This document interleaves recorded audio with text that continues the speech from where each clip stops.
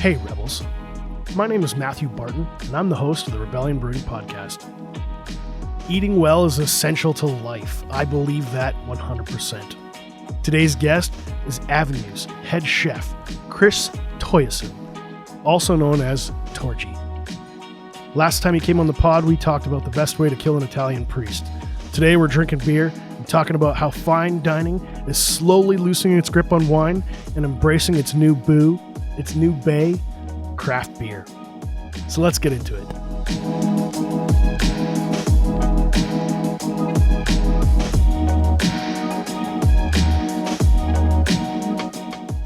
Chris, welcome to the show. Thanks for having me. Talking about some priest killing there now, eh? I was thinking about our last interview, and Strozzapreti keeps coming up in the back of my mind. It's one of my favorite moments from interviewing anyone. Yeah, it's a pretty cool pasta. I actually did a feature at the restaurant about last week with that. It's one of my favorites to make. You didn't message me, and I didn't even know. Sorry. I would have came. Well, it sold out pretty quickly, so. But no one died. No priests were killed in the making of it. So how's it going? Good, man. It's a beautiful day out. Can't complain. You guys have been clearly affected by COVID-19. What's the COVID-19 update for Avenue? Well, so for us, because we're located downtown, and downtown's pretty quiet right now, we're just kind of focusing on dinner. Right now, we're open Tuesdays to Saturdays just for supper for the time being. And then eventually, as everyone gets back to work, everyone gets back into, how everyone likes to call it the new normal or whatever, we'll open it up a little bit more. We'll come back for lunches. But for now, this kind of works for us. Is it sustainable? I would like to think so. It remains to be seen. It's only been a few weeks, so it's hard to really kind of grasp how everything's going to play out with the dining public. There's a lot more emphasis on takeout, which we tell everybody our entire menu is open for takeout. If you're not comfortable coming to the restaurant, by all means, please order. Come pick it up. We'll take care of you. I remember when COVID first hit, and everybody was kind of throwing their hands up in the air going, oh, fuck, we're fucked. Pardon my French. No, go but ahead. Avenue was one of the first restaurants to pivot and say, we're offering delivery. We're here. You can come get it. Yeah. So we basically closed, and we were just doing takeout and deliveries on Fridays and Saturdays. And it was a pre-order thing. It was a single item menu each week. So I remember the first week we did rotisserie chicken, and then we did a barbecue pulled pork with sausage week. But the real big hitters for us was the Korean fried chicken and the ramen weeks. So I don't, but our owners own 3 restaurants in Saskatoon. Aiden Kitchen Bar, Little Grouse, and then my personal favorite, Sticks and Stones, which is the Korean Japanese place. So what we did was we essentially brought the fried chicken and the ramen from Sticks and Stones to Regina, and people ate it up. They absolutely loved it. It sounds like you guys are testing new menu items. Yeah, the Korean fried chicken went over really well, so that was a no-brainer for us. You can get a lot of good fried chicken in Regina, specifically Beek's Chicken, but something like Korean fried chicken, which is done just a little bit differently, like it's marinated with some sake. Korean fried chicken usually is tossed in some kind of a sauce. It's something a little bit different when it comes to fried chicken for people. Let's break it down. Mm-hmm. We all know the Kentucky Fried. Yep. I love me some Beeks. Talk about it all the time. Oh, yeah. What is the thing for Korean barbecue chicken? It's just, I find Korean fried chicken, the way it's treated and everything. Fried chicken, not barbecue. That's fine. I find the way it's treated and everything, it's not as thick of a crust on the outside, but the way we treat it, the way we fry it and everything, it comes out crispier and the coating doesn't fall off the chicken when you bite into it. With a lot of other fried chickens, you bite into it, it's still delicious, it's still crispy, but the coating almost starts to fall away from the chicken and everything. The way we do it and the way the Korean fried chicken method is that crispy coating just stays onto the chicken the whole time. So you're not getting all these pieces falling off and everything. Is that intentional? Is that about the experience, or is that just the style? I think it's more just the style. Like, I can't be any expert on Korean fried chicken, obviously, but this is what we do and it works for us. And I think I've only had Korean fried chicken in a couple other restaurants in my time, so I don't really have a huge, extensive experience eating it elsewhere. But it's definitely something I've seen in most places. It's very similar. When I was a kid growing up, I had a couple friends who were Korean, and they would bring food from home at lunchtime. And I don't want to say I didn't understand it and was just shitty about it. I was kind of jealous. I was like, I've never had that before. Does it taste good? Can I have some? Can I have a bite? Would you like to trade fruit roll-ups for some of your lunch, you know? And sometimes they would trade, and most of the time they wouldn't, because it was just that good. It was too good to share. Oh, yeah. Korean food is delicious. Like, kimchi was something for myself that was kind of like a slow introduction. It was like, ooh, why does it smell like that? What's with that? And then you taste it, and it's like, ooh, that's kind of good. And then you try different kinds of kimchi, because really, you can make kimchi out of so many different things. And then the big kicker for me was I got into gochujang, which next to kimchi is one of the most popular things in Korea. So it's a fermented red bean chili paste. And so it's kind of a little bit sweet, but mostly kind of spicy and funky. And they use it in so many things. At home, I use it in marinades and barbecue sauces, and I've even made salad dressing out of it. Like, it's just delicious. What's the sauce doing when you're adding it to a dish? Why do you do it? Well, it's gonna add heat, obviously, but it also kind of has, like, because of the fermentation process and everything, it has what a lot of chefs nowadays are referring to as umami. It touches all the different taste notes on your tongue and everything, and just kind of gives you that full flavor. Yeah, I dig it. that's the easiest way to explain it. One of the things we've been really thinking about at home, because we've been cooking a lot at home, is how to take 3 or 4 ingredients and do as little as possible to them to still make something delicious. Yep. What's your philosophy? I completely agree with that. At the end of the day, it's about the quality of the product you're getting. Like, if you want to keep your food very simple, straightforward, buy the best product that you can get. It's not always the most expensive product. It's not always going to be the best product. It's the best product. So you go to the farmer's market right now, and you'll see carrots, first season carrots from 4 or 5 different farmers. And I guarantee you, each one's going to taste a little bit different. Some are going to be sweeter. Some are not going to be quite as sweet. Some are going to be quite crisp. Some might even be, and it's weird to say this about a carrot, but juicier. My personal favorite would be Heliotrope Farms. They do the whole all organic, just really well grown produce. And their carrots are absolutely delicious. Mind you, I was that kid growing up who sat in the garden pulling carrots out of the ground. Just dust a little dirt off and just eat them. Love carrots so much. The big hit for us this summer with the farmers market has been the Berkshire Farms pork. Mm-hmm. We had pork chops. We did bacon. Fuck, was it good? Like, really good, life-changing, delicious. Yeah. And they know us. They recognize our faces now. They're just like, hey, how's it going? What would you like to try this time? Yeah. And they're always like, we know you want bacon, but you should also try this. You know, they kind of upsell you a little bit. Oh, yeah. Kind of like going to China Pastry. You walk in to get some buns, and she's just so friendly. You come in for 2 buns, and you're walking away with 24. Yep. It's kind of the experience with Berkshire there. Same thing when you go to Italian Sardelli. Carlo just knows how to get you. And Berkshire, like, oh yeah, Berkshires are bred for their fat, and like they make amazing bacon. Cobblestone Farms does a great job with those pigs. Yeah. When people walk into Avenue, what should they expect now that COVID's on? Well, you can expect, like, tables are obviously a little bit more set apart now with all the rules and everything. You're going to see every single one of us is in a mask. Even in the kitchen, where we're not necessarily coming up to your table and talking to you, but it's about showing everyone that we're taking this seriously. So everyone wears a mask. It's been a bit of an adventure for myself being in a hot kitchen, and I have like such a long goatee folding it up inside my mask, and afterwards it's like goatee's going one way, the other way. It's funny, but and then obviously, you know, like with everybody else, there's sanitizer in squirt bottles all over the restaurant, and We get ours from Outlaw Trail Spirits, and I really like it. Like, I've tried a few other different hand sanitizers in other stores I've been to and everything, and some of them you get those gel ones that almost feel kind of greasy on your hands. With Outlaw Trail Spirits, their product is great. It's clean, it's efficient, it doesn't smell weird.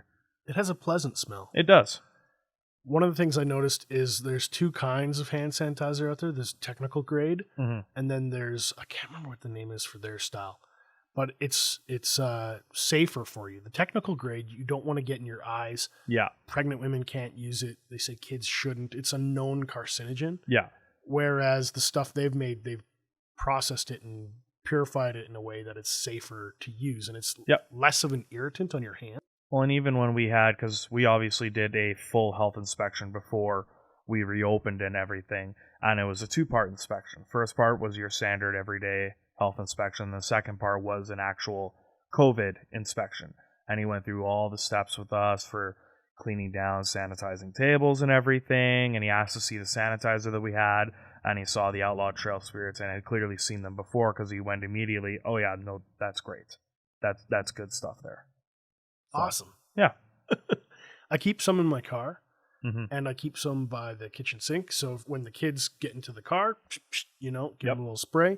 And then when we get home, if the kids don't have time to like hit the bathroom or something like that. Yeah. Because we kind of have this routine now. It's get home, wash your hands. And it's very much become a routine.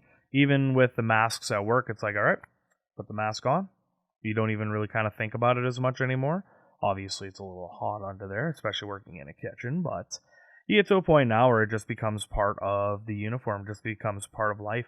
Like, I have a sanitizer bottle right beside my section on the line, and halftime, it's like, get done plating a dish, wipe down the counter, squirt. It's almost muscle memory at this point now. How are customers being?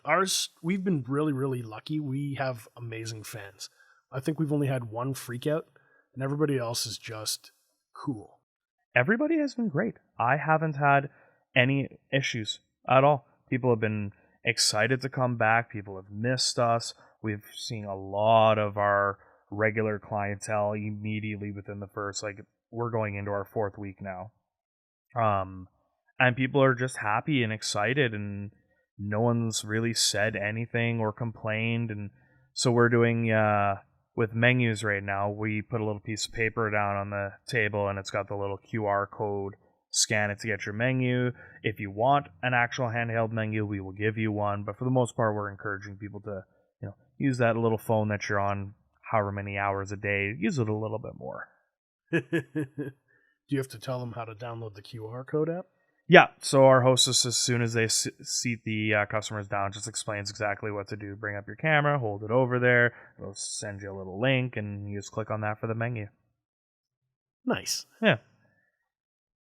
What is new besides the Korean barbecue chicken? What's something that people should absolutely try when they come to Avenue? Ooh, I got a couple ones for you on that one. So the first one is an appetizer we're doing right now. So it's a grilled asparagus dish. I wouldn't really call it a salad. It's an appetizer. So you get asparagus grilled. We're doing a bacon vinaigrette. So bacon, cold pressed canola oil, which is a really nice Saskatchewan product. It's a lot different than your traditional canola oil, which is kind of yellowish clear. This is like a bright orange clear liquid. It's slightly bitter, really good for making salad dressings. So you get the bacon vinaigrette on there. We do a dill aioli. So what we do is we take a bunch of dill, blend it with oil, bring it up to a boil, and strain it. So you get this really bright green oil that tastes of just dill. And we make an aioli out of that. I'll tell you right now, give me a bag of chips and I will be a happy human being with that stuff. It is the perfect chip dip in the world. So you get some of that on there. You get a soft poached egg. So the egg yolk is just about to set, but it's still kind of oozing a little bit. Some radicchio, which is like a bitter lettuce. Really kind of balances everything on there. And then we shave frozen a smoked cheddar on top. Sell me on radicchio. I've had it. I fucking hate it. Why should I return to radicchio? It's all about balance. Like, eating it on its own, it's bitter. It's not going to be the most pleasant experience. But a few pieces, like we're not using a ton of it on this dish. It's like 4 or 5 pieces on the dish, but it helps balance out the other aspects of the dish because you're going to get a little bit of sweetness with the asparagus. You got your richness from the aioli and the egg. The bacon with the vinaigrette kind of cuts through everything, and that radicchio just kind of helps bring it all together. Another thing I like to do with the radicchio is grilling it. It really kind of like mellows out that bitterness a little bit. So maybe try that at home. That might help you out. Well, I will say that I loved grilled asparagus. My whole life I grew up hating the fuck out of asparagus. I just hated it because my mom just steamed it. Oh. And it was awful. It tasted like pee. I hate going to restaurants and they just steam asparagus and it's like, okay. And it was woody and chewy and it would like stick in your teeth. It was like chewing on a shoelace. It was It was gross. Fair and enough. Then my wife comes along. She's an amazing cook. Like, amazing cook. And she's like, let's do it right. And she throws on a little olive oil, a little bit of salt, grills it up. And it just, I'm like, oh, this is what it's supposed to taste like? She's like, yeah, what was your problem? I'm like, well, it never tasted like that when I was growing up. It has like caramelization. And it's so simple at the end of the day. Olive oil, salt, maybe a little bit of pepper, and grill it up. One of the things that I've been shamelessly doing also is making potato packets. You know, salt, pepper, lactose-free butter, because I'm a lactose-free guy, but you can now get it at Superstore and stuff. These big tubs of lactose-free, and the price is comparable. Yeah. You're not giving an arm and a leg to get this lactose-free butter. You just murder the potatoes with it. Yep. Throw it in that packet and put it on the grill. And she's like, well, we can do it for like 15 minutes. And then I'm like, well, how about 20? And then I was like, how about 25 minutes? And it just keeps getting better and better. And then she's like, well, what if we throw in some onions? So then we throw in some onions. And it was such a wonderful experience. I was like, I don't even care about the protein. I just want more of these potatoes. And I've never had that before in my life, but that's what we did this summer. Interesting. I'm interested in the lactose-free butter. Like, it's still butter, but it's just the lactose has been eliminated then? Yeah. Interesting. Because I myself am actually mildly lactose intolerant. Stuff like milk and cream affects me, but cheese doesn't because of the process it goes through being made. I think I've successfully converted most of my family who happens to be lactose intolerant to these lactose-free products. It's nice. In the last 3 years, there's milk that's processed, and you don't compromise on the flavor the same way you might with almond milk, which I'll still drink. Yeah. But there's something nice about a fresh glass of milk. Yeah. Or having it on your cereal. Being lactose intolerant, because mine was a lot worse growing up as a child. It was something that I kind of, as I grew up, it kind of faded away a little bit. And I used to get fed those god-awful chalky calcium pills to make up for it. And it was just so gross. Me too. Yeah. I feel your pain. Yeah. One of the other things my wife's been doing is when she has to sub in cheese, you can get lactose-free cream cheese. Okay. And you can make it into dishes where they call for lots of creamy butter or something like that, like a pastry or a pie filling or something that's maybe it's a blend of flavors, so you're not getting overwhelmed with that cream cheese. That'd be interesting. Of white sauces and pasta. And we can have like Alfredo pasta again. Nice. And it doesn't kill me. Yeah. It's probably a good idea because I remember the night you came to the beer dinner we did with Rebellion at the restaurant and you're sitting there just popping your lactose pills like, I'm going to do this. I'm going to make it through. It was an experience. Yeah. I'll never forget how good that food was, how delicious. That was a fun dinner too. I had a tummy ache the next day, but it wasn't a nightmare. Yeah. Last time you were on the pod, we talked about chanterelle mushrooms. Yeah. What's the new hot food piece that you're in love with this summer? Not sure yet, to be honest.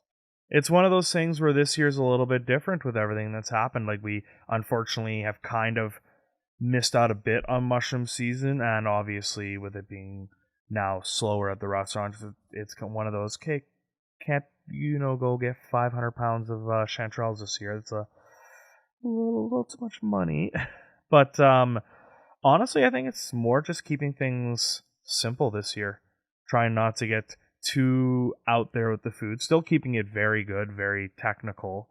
But like me, I've been all about the Asian over the last couple of months. 3 months off. I love grilling. I was doing a lot of grilling at home, so I was experimenting with a lot of different kind of Asian products and marinades. Sometimes I'd look at a bottle and there's no English whatsoever on it. I have no idea what I'm buying, but I'd buy it, take it home, take a smell, take a little taste, and be like, okay, let's see what we can do with this. I think one of my new favorite ones is black vinegar. It's interesting. It's kind of hard to describe. It's got a lot of stuff going on in there. It's kind of almost touch sweet, but not quite. And it's made with rice wine vinegar, and then they add stuff to it as well.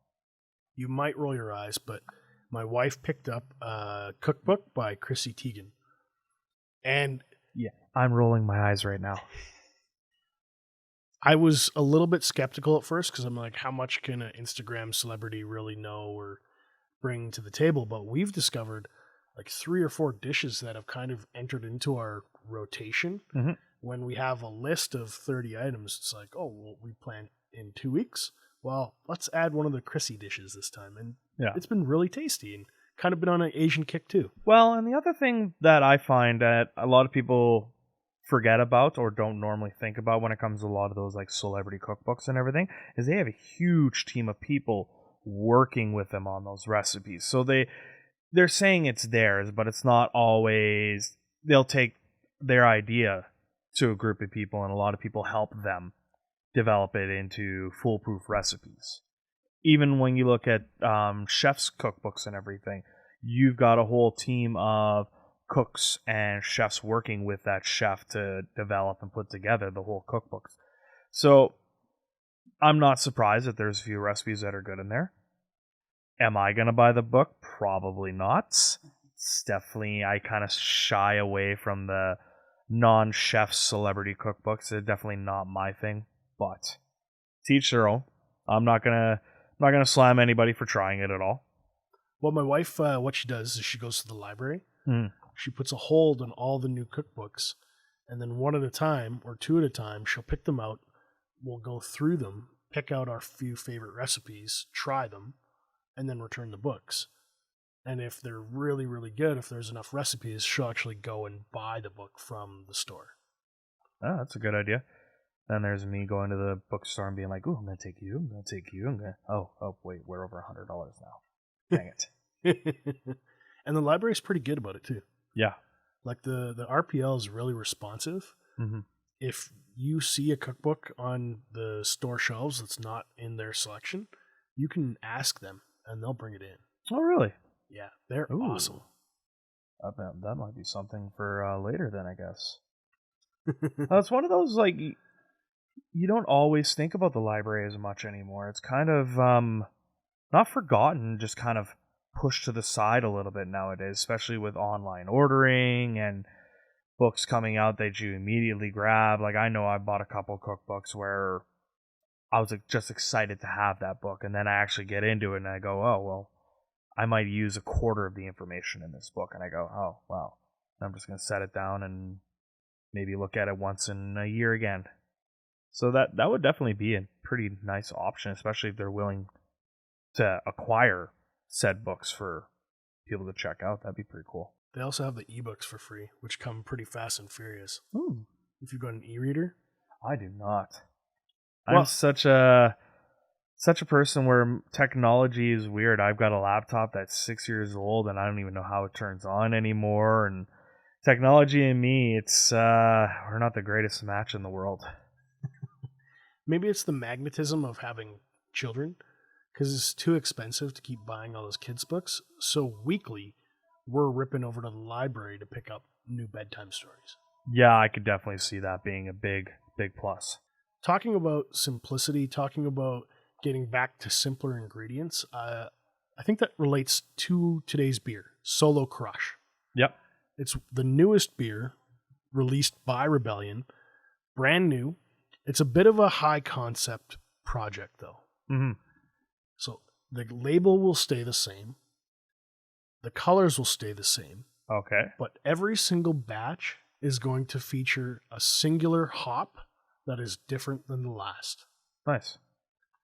So our concern is that we want customers to understand and hunt and seek out the hops that they love.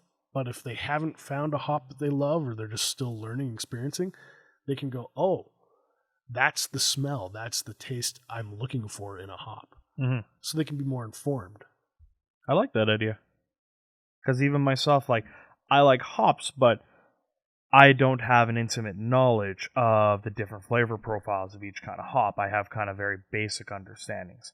Just dealing with, like, say, talking to you or Jen at the tap room, or Mark, or even Zal or Vanessa. I have a very dumbed down knowledge when it comes to hops and their flavor profiles. Well, let's get into it. All right. Cheers. Cheers, man. Boink. Cheers, mate. What do you want to do tonight? The same thing we do every night, Pinky. Try to take over the world. Pretty hazy quality. You can't really see through it. Mm-hmm. I've actually been really big on the hazies this summer. A lot of people. I feel like beer geeks have really gravitated over the last few years into the hazy category, away from that bracing piney bitterness and into that beautiful haze. Yeah, I've noticed, especially like with the Golden Crush this summer. The name says it all. I've been crushing it. It's such a great patio beer, and this one, like, not quite as full flavored as the Golden Crush. It's very straightforward, but it's tasty as well, though. I could easily see myself drinking this in a patio. I also forgot to mention, it's the Chinook hop. Okay. And you can tell when you look on the bottom of the can, we have the labeler spray the packaged on date and the Chinook hop. Nice. So that's how people will be able to differentiate when they're buying it. Oh, Yeah. Cool. I like that. Chinook, I find, is it's a nice hop. We use it in a lot of our beers. Yeah. And it plays nice with other hops. Okay. You'll see our brewers often using 2 or 3 different types of hops. Like in Golden Crush, it's a blend of hops. It's not just one. And what they're doing is they're lifting up or focusing on different flavors from each of those hop varietals to give you a more complex flavor. One of the hardest things about doing like a single hop beer is it's one note and you get tired of it. Yeah. You get bored of it. And when I drink this, I'm like, am I getting bored of it? Do I want something more? You almost have to question yourself a little bit. Yeah. It's like, I'm drinking beer. No, I'm drinking beer, but I have to decide. Do I want more? Do I want something different? Am I tired of this yet? I don't know. I'm going to take another sip. When you've been drinking Golden Crush a whole bunch in a row and you switch over to a solo crush, I think it feels like the volume is turned down a bit. Yes, and actually I can even attest to that because yesterday, hanging out with a friend, I had a couple Golden Crushes, and she had a solo crush in the fridge. So this is not my first time tasting it. And that was definitely actually kind of the impression I got. I hadn't really formed the words yet. That's definitely, it was like, oh, it's good. But I almost feel like I kind of took a step down to something different. Not a step down in quality or flavor or anything, but a step down to something just different. You know when you have stems to a song and you can isolate the drums or isolate the guitar, and then you can bring it all together and they're creating harmonies? That's kind of what's happening with these beers. Yeah. No, I like it. It's kind of got what's that fruit I'm trying to think of right now? I'm so good at recognizing flavors, but I'm so bad at actually like taking it from my brain and putting it into words. Definitely kind of get like a what tree am I thinking of? Almost kind of like piney a little bit, but very, very light. One of the nice things about this beer is I intentionally had you pour it earlier before we started talking so it could come up to temperature. Okay. Because I find when this beer is bracingly cold, it doesn't shine. Oh, okay. It is a little bit stank, a little bit grassy, earthy. Yeah. And not pleasant. It's definitely one of those beers that needs to warm up a little bit. And then you get way more in the nose. The aroma is much more pleasant. Mm-hmm. And it's full character. shines. Yeah. And that's a lot of things a lot of people don't know about some beers is you got to let them sit and warm up a bit. It'd be like the same thing if you open a bottle of wine and you need to let it decant and let it kind of get a little bit of air into it to actually get the full taste of it. Beer is definitely very much a similar thing. I don't know for sure, but the first time I had Solo Crush compared to now, today was a little bit more of a creamy mouthfeel. And I think I crushed the first one much quicker, so I didn't get as warm as this. And I didn't pour it into a glass. I kept it in the can. I think this beer deserves a glass. Yeah, and that's the other thing too. Some beers just do better pouring it out of a can into a glass. It just gets that oxygen into it and really helps bring it up. Lifted it up. The wind beneath my wings. Yeah. Oh, God. You are the wind beneath my wings.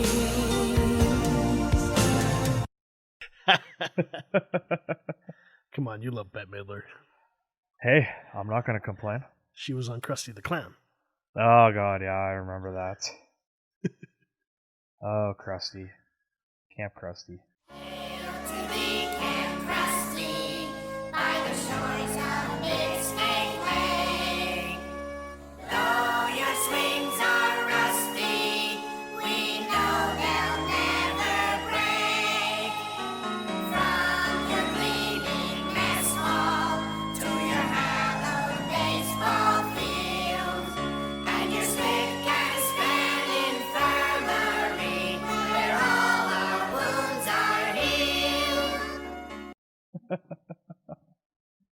Oh, man.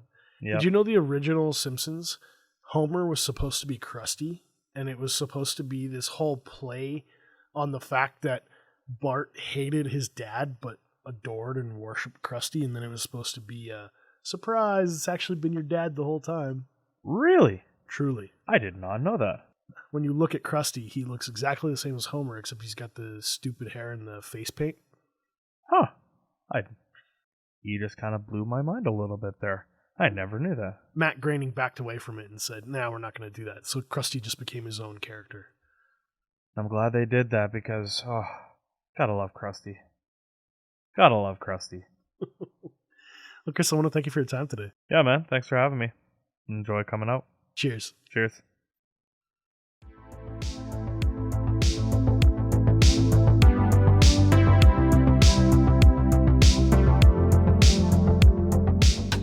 Rebels, thanks for listening today. If you have any questions or comments about this episode, be sure to join us on our brand new Facebook group page, The Rebellion Brewing Podcast. We're going to include links in the show notes so you can find Chris and Avenue on social media and check out their new Korean fried chicken. It sounds so good, my mouth is watering. As you know, we're proud to be affiliate members of the Saskatchewan Podcast Network. If you're looking for more great shows produced locally, created right here in Saskatchewan, be sure to check out the network and all the new episodes coming out. As you know, the Sask craft beer scene is always changing, and I'm going to keep doing my best to feature all the new local beers coming out. Be sure to join us on Facebook, Instagram, and Untappd so you don't miss out on a single thing. Thank you for joining the Rebellion.